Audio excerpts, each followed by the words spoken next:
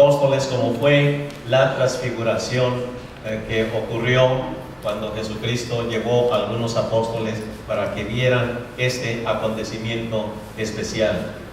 Jesucristo con sus apóstoles, antes de llevar a sus apóstoles a que contemplaran esta transfiguración de Jesucristo, nos dice Lucas 9, 18 al 20, estando Jesús orando a solas, estaban con él los discípulos y les preguntó, ¿quién dice la gente que soy yo?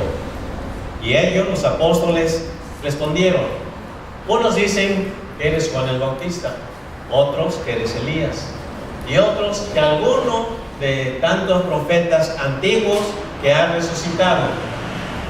Pero luego Cristo se dirige a sus apóstoles y les dice, ¿y ustedes quién dicen que soy yo? Y Pedro le responde muy acertadamente, eres el Cristo de Dios, el enviado de Dios, el ungido de Dios.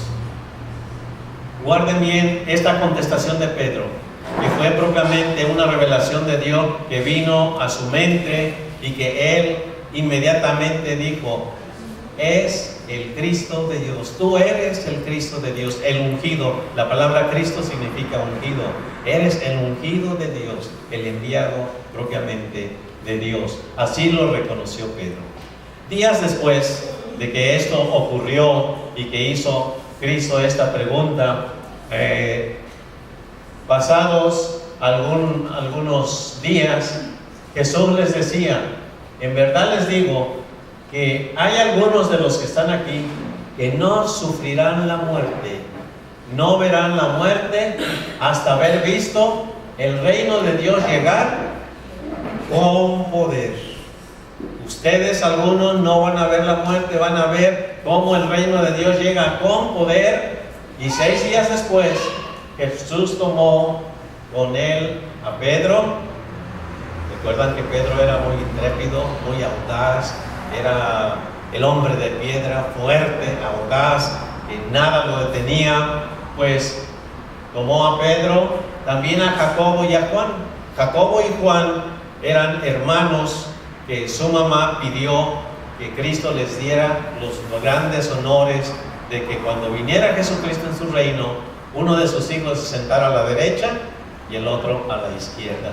O sea, estos hermanos estaban solicitando los honores en el reino de Dios. Entonces, Cristo eligió a Jacobo, a Pedro, que era, digamos, un hombre muy especial, de un carácter muy fuerte. Y también eligió a Jacobo y a Juan, los que se llamaban los hermanos del trueno, que pedían unos honores, unos lugares principales en el reino de Dios.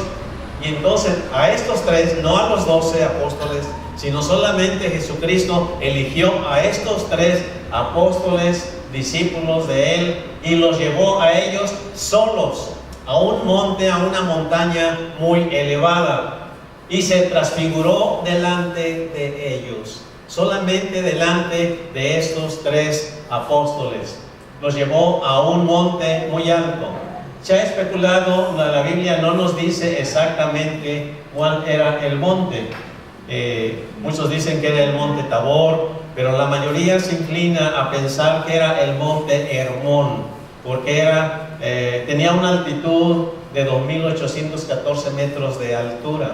Y la Biblia menciona mucho el monte de Hermón en el Salmo 133, que compara la convivencia, la armonía de los hermanos en la iglesia, la comparan como el rocío del monte Hermón, que desciende, es decir, que cuando la nieve se derrite, baja y riega todo el valle y lo hace fértil. Dice, así es la convivencia de los hermanos, donde Dios envía bendición, donde hay armonía. Entonces, es muy probable que este haya sido el monte donde se transfiguró. Algunos dicen que fue el monte Tabor. El monte Tabor solamente tiene como 500 metros, no era una montaña muy alta. Entonces, creo que lo que muchos comentaristas dicen, que es muy posible que haya sido el monte Hermón a donde llegó Cristo a los apóstoles. El monte que haya sido, eso no es exactamente algo para discutir. Sencillamente fue un monte muy alto, nos dice la Biblia, donde Cristo ascendió juntamente solamente con 3 de sus apóstoles.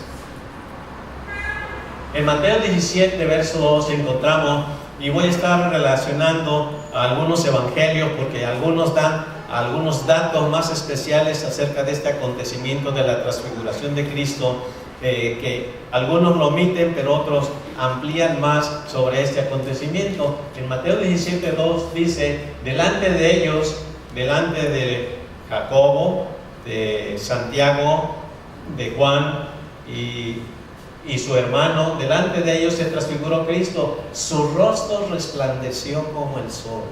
El rostro de Jesucristo resplandecía como el sol, y sus vestiduras se volvieron blancas como la luz.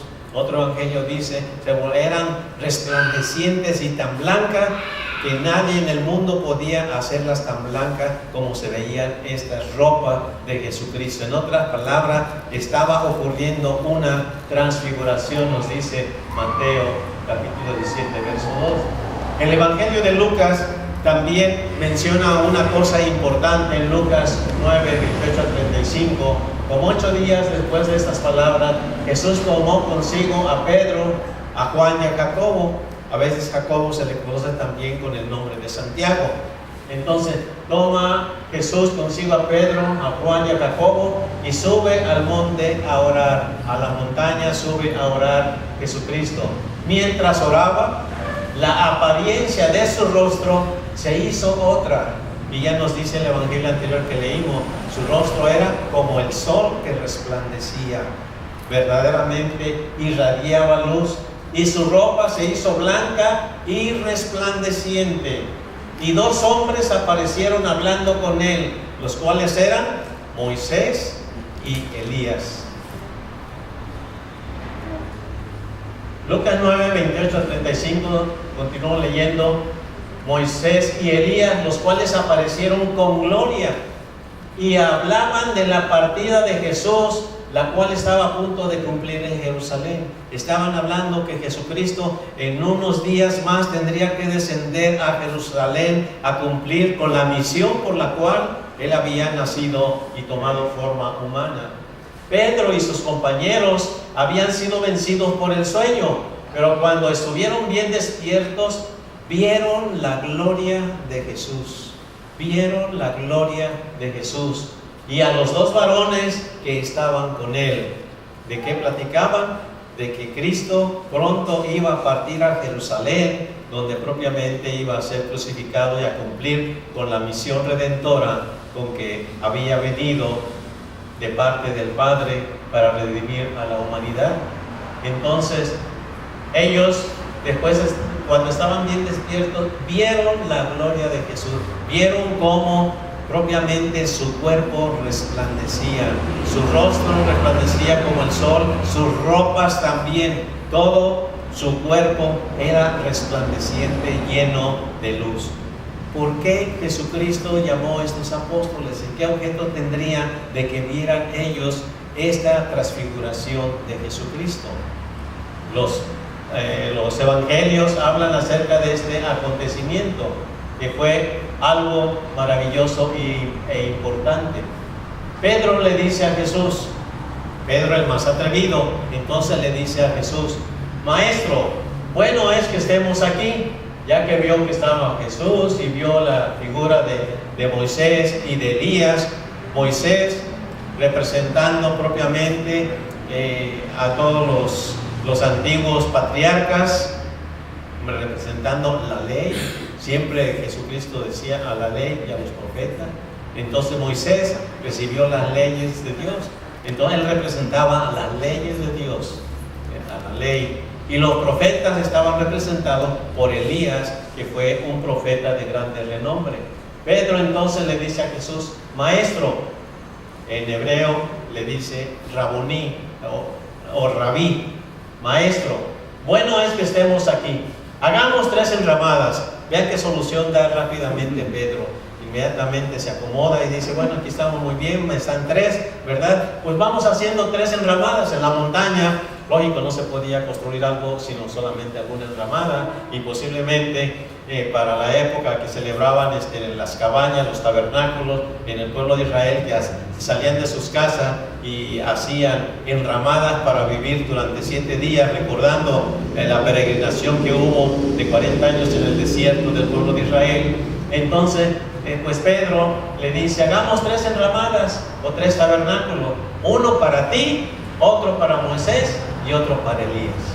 Pero la Biblia y el Evangelio dice algo muy importante enseguida. Pero Pedro no sabía lo que hablaba. ¿Por qué creen ustedes que no sabía lo que hablaba? Hay algo malo, hay algo equivocado, hay un entendimiento raquítico en el apóstol Pedro. Y él propiamente en lo que está diciendo aparentemente está dando una buena solución, pero realmente está propiamente demostrando que le falta conocimiento, que le falta entendimiento de algo muy importante. Y por eso es que Cristo llevó a estos 3 apóstoles a la montaña solos y comenzaron a ver cómo se transfiguró el cuerpo, la figura de Jesucristo, aún sus propias ropas. Y lo malo de lo que está diciendo Pedro es sencillamente que él sencillamente le dice maestro. ¿Recuerdan cuando Jesucristo les dijo: ¿y ustedes quiénes dicen que soy? ¿Qué contestó Pedro? El Cristo de Dios. Y ahora no está diciendo eso. Ahora está diciendo que es un maestro como fue Moisés, un maestro como fue Elías, o sea, un maestro común y corriente. Él está comprendiendo la importancia relevante que tiene Jesucristo sobre Moisés y sobre Elías. Moisés le dijo al pueblo: Dios va a suscitar a un profeta, a él tienen que oír, él va a ser superior a todos. Pero ahora Pedro está diciendo: pues fácilmente, aquí les hacemos una enramada para ti, otra para Moisés y otra para Elías. Lo está tratando a todos por igual, cuando en realidad Jesucristo no es igual a Elías ni a Moisés. Entonces ahora no está tratando Pedro de decir: no, es que tú eres el Cristo, tú eres el Cristo de Dios. Ahora está diciendo: sí, maestro, le dice maestro a él, tratándolo simplemente como un maestro y no como lo que había revelado Dios el Padre por la boca de Pedro cuando Jesucristo le dijo: ¿y ustedes quién dicen que soy? Y Pedro entonces dijo: eres el Cristo de Dios, el ungido de Dios. Pero ahora Pedro, por eso nos está diciendo, Pedro no sabía lo que hablaban. Y estos hombres estaban también asustados por lo que estaban viendo. Continuamos leyendo en Lucas. Pedro estaba hablando todavía cuando apareció una nube que los envolvió, una nube que los cubrió a todos ellos, de modo que se asustaron al entrar en la nube. Al estar dentro de la nube, ellos estaban asustados. Entonces salió de la nube una voz que decía: este es mi Hijo amado. Es decir, no es un simple maestro, este es mi Hijo amado. A él oír, escúchenlo a él. Es él lo que tiene que decir, tienen que escucharlo a él. Esa voz, ¿cómo piensan que ella ha sido? Que fue del cielo. Esa voz poderosa, como trueno quizás, de una voz que retumbaba y dijo claramente: este es mi Hijo amado, escúchenlo. Entonces Pedro comenzó a reconocer, y estos apóstoles, de que Jesucristo no era simplemente el rabí, el maestro que enseñaba una doctrina, sino era algo totalmente diferente, que era el Hijo de Dios, muy amado Hijo de Dios, y que todos deberían de escuchar sus enseñanzas, de seguir sus enseñanzas, y no catalogarlo simplemente como un maestro común, como los que había en Israel. Así que sale esa voz de la nube, una voz poderosa: este es mi Hijo amado, escúchenlo, tienen que escucharlo. En Mateo 17 continuamos este relato del 6 al 8.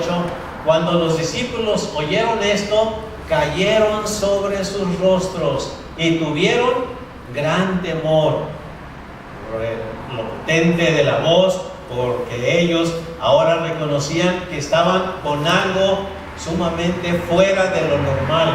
Entonces Jesús se les acercó y tocándolos dijo: levántense y no teman, no tengan miedo. Y cuando alzaron sus ojos, ya no vieron a nadie, sino solamente a Jesús. Solamente Jesús resplandeciendo con su rostro, con sus ropas blancas, llenas de luz, como nos dice el Evangelio. Continuamos leyendo en Marcos 9, 8 al 10. Enseguida miraron en derredor estos tres apóstoles, pero ya no vieron a nadie con ellos, sino a Jesús solo. Mientras bajaban de la montaña, fue una montaña donde alta propiamente, Jesús les ordenó que no contaran a nadie lo que habían visto, es decir, la transfiguración de Jesucristo, que no era un simple humano, sino que era un ser glorioso, que era el Hijo muy amado de Dios, que tenía su gloria, y ellos comenzaron a ver esa gloria. Por eso es que Jesucristo dice: algunos de ustedes no verán muerte, antes verán el reino de Dios que viene con poder, que viene con gloria. Y estaban viendo allí al Rey de Reyes, Señor de Señores, del reino de Dios. Lo estaban viendo con algo de gloria. Su rostro resplandecía y todo su cuerpo también irradiaba luz. Jesús entonces les ordena a los apóstoles, tres que habían subido, y ellos solo se dieron cuenta de lo que ocurrió, no contaran a nadie lo que habían visto hasta que el Hijo del Hombre se levantara de entre los muertos. Él iba a descender a Jerusalén, les dijo: no cuenten a nadie lo que han visto, es decir, la gloria de Jesús, que no soy un simple humano, sino que soy el Hijo amado de Dios, lleno de gloria. Y ellos vieron una poca de la gloria de Jesús, pero no lo cuenten hasta que el Hijo del Hombre se levante de entre los muertos. ¿Qué pensaron los apóstoles con estas palabras de Jesucristo? Y guardaron los apóstoles el secreto entre sí, pero discutían entre ellos qué significaría eso que dijo Cristo. Oye, ¿de qué se trata? ¿Que levantarse de entre los muertos? Ellos no entendían lo que iba a ocurrir, aunque Jesucristo ya les había dicho: es necesario que yo vaya a Jerusalén y que sea entregado, y voy a estar muerto 3 días, pero al tercer día resucitaré. Sin embargo, cuando Cristo les dice que no digan a nadie la visión, la transfiguración que han visto de Jesucristo glorioso, hasta que se levante de entre los muertos, en otras palabras, hasta que Él resucitara. Pero ellos discutían exactamente, no entendían plenamente de qué estaba hablando Jesucristo. Posteriormente, Pedro, años más tarde, cuando Jesucristo muere y resucita, ahora Pedro escribe una carta a la iglesia. Y ahora Pedro sí tiene el entendimiento más completo de la realidad que él vivió, pero que no entendía en el momento en que Cristo lo llevó para que pudiera contemplar la transfiguración de Jesucristo. En la segunda carta que escribe Pedro, en el capítulo 1, verso 18 al 18, nos dice: cuando les dimos a conocer la venida de nuestro Señor Jesucristo en todo su poder. Está hablando del reino de Dios que venga con poder, de que Cristo vendrá con poder. No estábamos, cuando les hablé de esto, de su venida con poder, no estábamos siguiendo sutiles cuentos supersticiosos, sino dando testimonio, es decir, atestiguando, verificando de su grandeza que vimos con nuestros propios ojos. ¿Quién lo vio? Pedro. Pedro ahora podía decir: yo lo vi con mis propios ojos, es un ser poderoso. Él recibió honor y gloria de parte de Dios el Padre, cuando desde la majestuosa gloria se le dirigió aquella voz que dijo: este es mi Hijo amado, estoy muy complacido en él. Está dando testimonio, está verificando Pedro: con mis propios ojos yo lo vi. Nosotros mismos oímos esa voz que vino del cielo cuando estábamos con él en el Monte Santo. Aquí por eso se infiere también, el monte de Hermón se consideraba santo principalmente por la presencia de Dios, y se usaba mucho este monte precisamente para compararlo con algo santo en el pueblo de Israel. Entonces nosotros oímos esa voz que vino del cielo cuando estábamos con Él en el monte, cuando Él se transfiguró. Ahora Pedro está diciendo a la iglesia, nosotros lo vimos, yo lo vi como es un ser poderoso. Ya no está diciendo que es un maestro simple. En tiempos pasados hubo también un hombre, Moisés, líder principal del pueblo de Israel, que quiso ver la gloria de Dios. La transfiguración de Jesús pudo ver estos tres apóstoles la parte de la gloria de Dios reflejada en Jesucristo. En la montaña solamente ellos lo pudieron ver, y ellos pudieron dar testimonio de que realmente era un ser con naturaleza divina, no simplemente un humano. Ahora, en el pasado recordamos en Éxodo 33, 18 al 23, que Moisés, cuando Dios le dice, ve a sacar mi pueblo de Israel, entonces le dice, bueno, si tú vas conmigo, pero oye, ¿qué pruebas voy a tener yo? Déjame verte en toda tu gloria. Si tú eres el verdadero Dios, creador del cielo y de la tierra, quiero ver toda tu gloria plena, toda tu gloria, insistió Moisés, y el Señor le respondió, voy a darte pruebas de mi bondad, y te daré a conocer mi nombre, y verás que tengo misericordia de quien quiero tenerla, y soy compasivo con quien quiero serlo. Pero debo aclararte que no podrás ver mi rostro, porque nadie puede verme y seguir con vida. Nadie puede verme y seguir con vida. Cerca de mí hay un lugar sobre una roca, añadió el Señor. Cuando yo pase con toda mi gloria, es decir, con toda la gloria, con toda la plenitud y majestad de Dios, cuando yo pase con toda mi gloria, te voy a poner en la hendidura de una roca, le dijo a Moisés, y te voy a cubrir con mi mano hasta que yo haya pasado. Luego voy a retirar mi mano y solamente verás mi espalda. Es decir, cuando haya pasado toda la plenitud de la gloria de Dios, ya a lo lejos, la espalda, vas a ver mi espalda, pero mi rostro, es decir, de frente toda mi gloria, no la podrás ver, porque entonces no vivirías. De tan fuerte, de tan poderoso que es la gloria del Señor.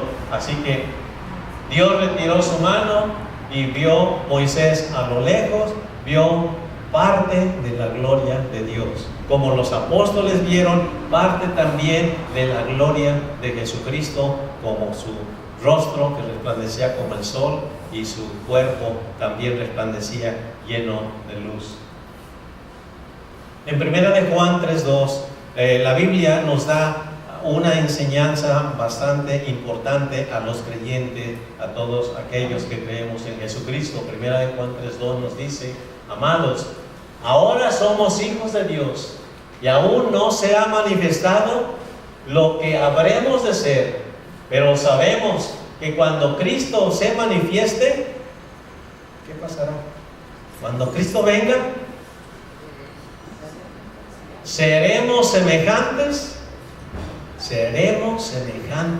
a Él, porque lo veremos como Él es. Y todo el que tiene esta esperanza puesta en Él se purifica, así como Él es puro. Tener esta esperanza de que un día todos los hijos de Dios, cuando Jesucristo se manifieste, los hijos de Dios, llegaremos a ser, como dice aquí, seremos semejantes a Jesucristo. Seremos semejantes con la investidura espiritual de Jesucristo, con su naturaleza. Colosenses 3:4. Cuando Cristo nuestra vida se manifieste, entonces también ustedes serán manifestados con Él. ¿En qué forma? En gloria. En gloria.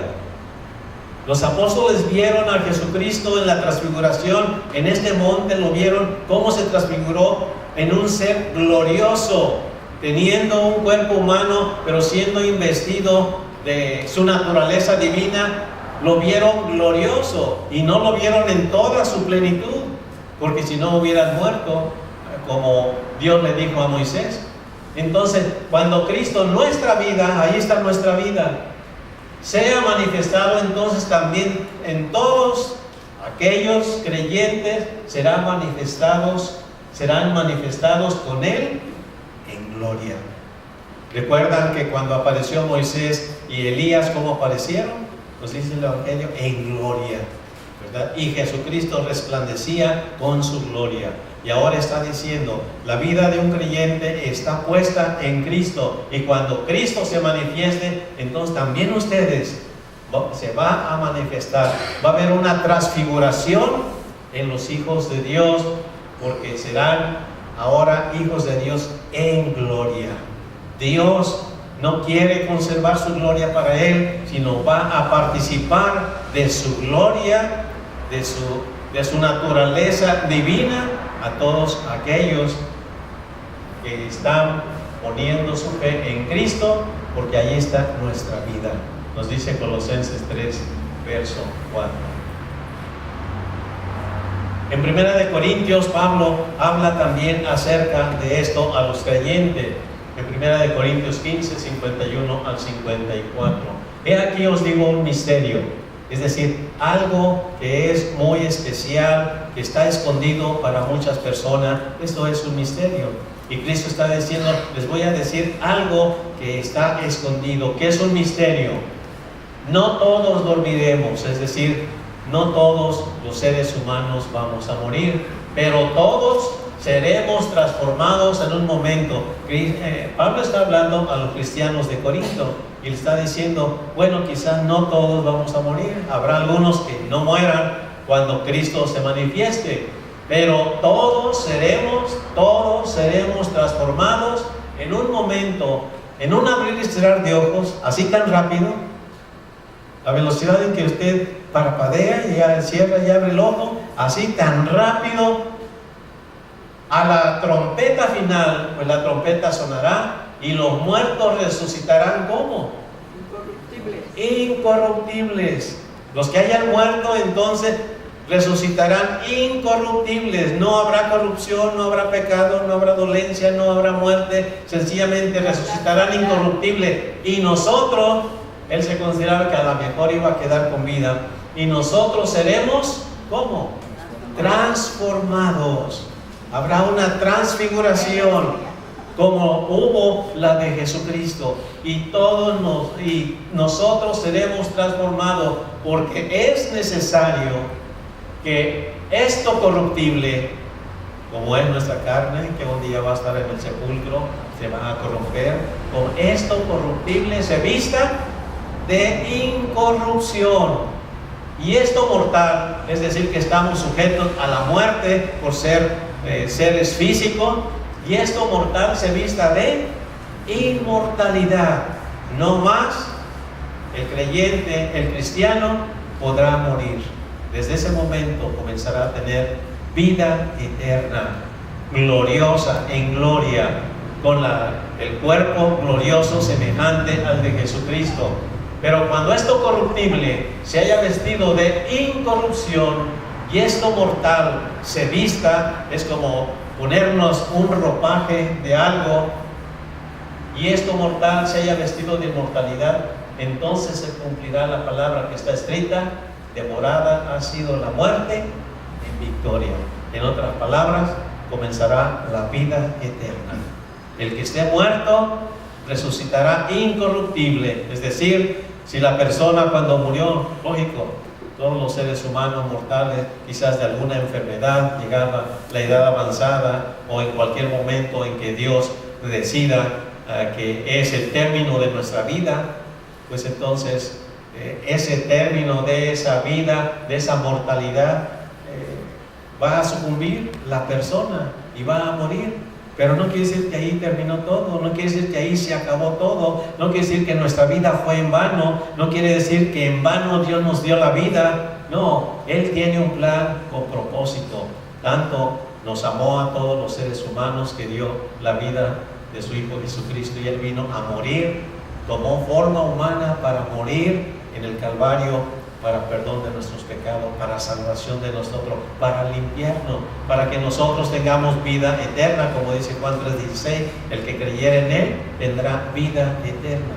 Así que cuando Cristo se manifieste, entonces nuestro cuerpo mortal se vestirá de inmortalidad, y nuestro cuerpo corruptible también se vestirá, tendremos un cuerpo incorruptible, y se cumplirá entonces la palabra: no existirá la muerte para quien haya sido transformado. La transfiguración también de los hijos de Dios, así como fue transfigurado Jesucristo, mostrando a estos 3 apóstoles que era algo real, esta esperanza y esta promesa de parte de Dios. Y para terminar, sobre este tema, Daniel 12:3 nos dice: los entendidos, quiere decir aquellos que han entendido el camino de Dios, los que han entendido el propósito de Dios. Los entendidos brillarán como el resplandor del firmamento. Y los que guiaron a muchos a la justicia brillarán como las estrellas. ¿Por cuánto tiempo? Por toda la eternidad. La transfiguración de Jesucristo nos habla acerca de una gran esperanza que tenemos todos los creyentes, que aunque lleguemos a morir, volveremos a la vida. Pero volveremos a la vida no como morimos, con las dolencias, con la enfermedad que nos lleve a la tumba, sino propiamente volveremos con un cuerpo incorruptible, un cuerpo inmortal. Y ese cuerpo va a ser resplandeciente, como el de Jesucristo demostró. Tendremos algo, seremos semejantes a Cristo, Cristo glorioso, con su cuerpo resplandeciente.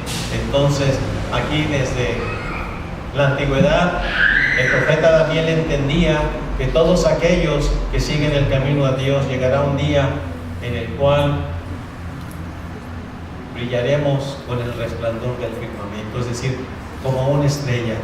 Por eso es que también cuando llega la época de Navidad, pues se habla de que los hombres de Oriente fueron guiados ¿por qué? Por una estrella, ¿verdad? Y se pone una estrella, pero en realidad era una estrella de las que nosotros conocemos en el firmamento, porque dice que iban siendo guiados por la estrella, y la estrella se paró y se puso arriba de la casa donde había y estaba Jesucristo. ¿Cómo una estrella se puede parar arriba de una casa?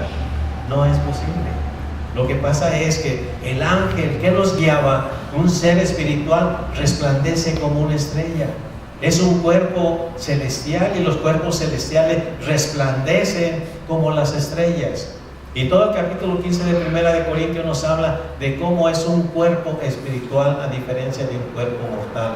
Y nos habla de que será cambiado nuestro cuerpo físico en un cuerpo revestido de inmortalidad, lleno de divinidad, de la naturaleza del mismo Dios que la quiere compartir con nosotros. Y entonces resplandeceremos como las estrellas, como los ángeles que pueden resplandecer y que guiaron a aquellos hombres sabios al lugar y a la casa donde había nacido Jesucristo. Y era propiamente el resplandor de un ángel, de un ser celestial, era como si fuese una estrella. Sin embargo, pues a veces se representa como una estrella, ¿verdad?, en el cielo que va yendo, pero realmente se habla de los ángeles que son estrellas, como nos dice el libro de Apocalipsis, ¿verdad?, que los 7 ángeles que vio Juan el teólogo representaban 7 ángeles, y esos 7 ángeles eran como estrellas que resplandecían y representaban el ministerio de cada una de las iglesias del Asia Menor. Así que tenemos esta gran esperanza de parte de Dios. La transfiguración que tuvo Jesucristo en aquel monte ante sus 3 apóstoles, los cuales era importante que confiaran que Jesucristo era un ser espiritual, divino, poderoso, porque más tarde iban a ver estos apóstoles que iban a crucificar a Jesucristo, que Él nos iba a defender, que Él no era el Mesías que esperaba todo el pueblo judío. Ellos esperaban el Mesías que fuera guerrero, que fuera revolucionario y que derrotara al imperio romano. Pero entonces, cuando vieran que Jesucristo iba a ser crucificado, lo iban a juzgar, lo iban a dar latigazo, le iban a burlarse de él, lo iban a escupir, le iban a poner su corona de espinas, lo iban a herir, lo iban a clavar en la peor tortura que tenían los soldados romanos. Cuando vieran todo esto, ellos necesitaban estar firmes en la fe de que ese ser humano que ellos veían no era un ser humano común y corriente, sino que era un ser que tenía naturaleza divina. Y ahí estaba la naturaleza de Dios. Era Dios caminando en la tierra con nosotros. Y por eso es que Cristo quiso transfigurarse ante aquellos apóstoles, para que aquellos apóstoles, que eran la columna de los demás 12 apóstoles, pudieran testificar, como Pedro lo estaba haciendo, de que realmente Jesucristo era el representante del reino de Dios, pero con poder, con naturaleza divina. Y ellos lo pudieron comprobar cuando Jesucristo se transfiguró en el monte y los llevó a ellos para fortificar su fe, para que posteriormente, cuando vieran que a Jesucristo lo crucificaban y finalmente moría, tuvieran siempre la confianza de creer que no era un ser humano común y corriente, y que entonces las palabras que él había dicho: se levantará de los muertos. Y cuando se levantó de los muertos, entonces pudieron ellos testificar plenamente que el reino de Dios vendrá con poder de Jesucristo. Y cuando Jesucristo venga con todos sus ángeles, millones de ángeles, vendrá con poder, no vendrá a ser crucificado. Y todos aquellos que creyeron en Él, si están muertos, volverán a la vida. Pero ¿cómo volverán a la vida?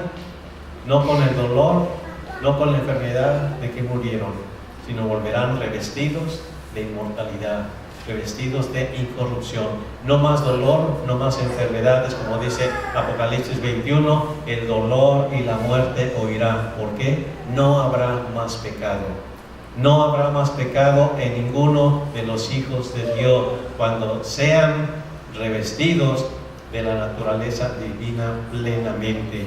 Entonces, aún no se ha manifestado, dice el apóstol Juan, pero cuando Jesucristo se manifieste, entonces será una realidad en todos los creyentes cristianos que habrán puesto su fe en Jesucristo, que es un Dios poderoso, que fue Dios que tomó forma humana, que fue el que murió en la cruz para que nosotros pudiéramos estar limpios ante su presencia y poder participar de su naturaleza divina, y también de la vida eterna en el nivel en que vive Dios.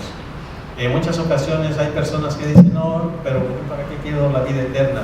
Una persona me decía: yo he sufrido tanto que no quisiera ya vivir, y me está diciendo que entonces Dios me va a dar vida eterna. Pues he sufrido demasiado, ¿verdad? Ya lo que quiero es que mejor Dios me recoja, ¿verdad? Con todos los problemas que he tenido, las enfermedades que tengo. Pero realmente no estamos hablando de una vida al nivel humano, estamos hablando de una vida en la que Dios vive a ese nivel, que seamos parte de su familia, porque somos sus hijos. Y sus hijos entonces seremos revestidos de inmortalidad. No más dolor, no más dolencia, no más, tendremos un cuerpo perfecto. Quizás algunos de nosotros no estamos conformes con nuestro cuerpo, pero revestidos de inmortalidad, revestidos de la naturaleza divina, no pondremos ningún pero al cuerpo que resplandecerá lleno de... Si este cuerpo es maravilloso, analizándolo, maravilloso como vemos, como escuchamos, como pensamos, como todo nuestro cuerpo funciona, ¿cómo será realmente tener un cuerpo espiritual. Y todo el capítulo 15 de Primera de Corintios habla que así como el sol tiene sus propiedades de alumbrar, tiene su gloria, la luna tiene su gloria y las estrellas, cada una tiene su gloria en forma diferente, así nosotros tendremos la gloria de Dios compartida en nosotros de manera diferente. Es decir, Dios dará a cada uno lo que Él en su voluntad decide dar de gloria, de honor dentro de su reino. Pero lo más importante entonces es vivir con esa esperanza, saber que en todo momento Dios cumplirá su promesa. Cuando se manifieste Jesucristo, entonces se manifestará también esta gran esperanza y esta gran promesa de Dios a través de su palabra, en que nosotros comenzaremos a tener vida eterna en un cuerpo jamás imaginado, un cuerpo verdaderamente espiritual. Vean y lean 1 de Corintios 15 y se llenarán de verdadera esperanza, saber que este cuerpo solamente es pasajero, pero un día se va a revestir de gloria, así como se revistió de gloria el cuerpo de Jesucristo. Terminamos haciendo una oración. Padre Santo y bueno, permite que siempre nosotros tengamos en nuestra mente la grande esperanza que tú has dejado a través de tu palabra, que un día, Señor, nosotros también compartiremos la gloria que tú tienes, porque tú eres un Dios generoso que quieres compartir lo maravilloso que tú tienes para con todos los seres humanos. Gracias, Señor, porque tú también nos has llamado a creer en ti, porque nos has abierto el entendimiento y porque podemos, Señor, esperar que esas grandes promesas sean cumplidas, porque sabemos que tu palabra es fiel y porque eres tú un Dios fiel que cumplirás todo aquello que has prometido. Gracias, Señor, porque tu gracia se hace más grande cuando comprendemos que no merecemos, Señor, pertenecer ni vivir en el nivel en que tú vives. Sin embargo, Señor, por amor, por tu bondad y por tu misericordia y por tu gracia, tú quieres, Señor, que nosotros tengamos vida eterna y disfrutemos juntamente la vida contigo en el nivel en que tú vives. Gracias, Señor, porque no merecemos tan grande bendición y sin embargo, Señor, tú generosamente lo has ofrecido a cada uno de nosotros. Permite que vivamos siempre sabiendo que esta gran promesa un día se va a cumplir. No importa si estamos en la tumba o estamos con vida, esto tú lo cumplirás, Señor, y veremos, Señor, lo maravilloso que es estar siendo un hijo tuyo realmente con gloria. Gracias, Señor, porque sabemos que tu majestad es grande, tu bondad es grande y tu gloria maravillosa, que no podemos ver como seres humanos, pero que un día, con investidos, con inmortalidad, podremos ver plenamente tu rostro y tu gloria en toda su majestad. Gracias, Señor, porque tenemos un Dios tan poderoso como tú y porque tú, Señor, has enviado a tu Hijo Jesucristo para que estemos unidos a través de Él, contigo, y lo estaremos también a través de la eternidad cuando nos des vida eterna. Gracias, Señor, por ofrecernos la vida eterna que no merecemos, por tu gracia, por tu amor y por tu bondad. Señor, gracias porque nos la has dado y porque sabemos que es una realidad en la vida de cada uno de nosotros. Lo agradecemos desde lo profundo de nuestro corazón, en el nombre de Jesucristo, nuestro Salvador. Amén.